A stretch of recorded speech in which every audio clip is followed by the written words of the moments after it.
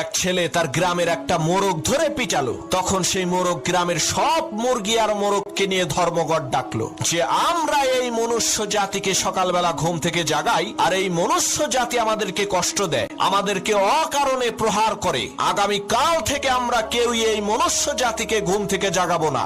দেখি ওরা কি করে কাজকর্ম করে খায়। যে কথা সেই কাজ। তারপরের দিন সকালে সেই গ্রামের একটা মোরগও ডাকাডাকি করলো না, চুপ করে রইলো। কিন্তু তারা ক্ষোভ থেকে বের হয়ে দেখলো একই অবাক কাণ্ড।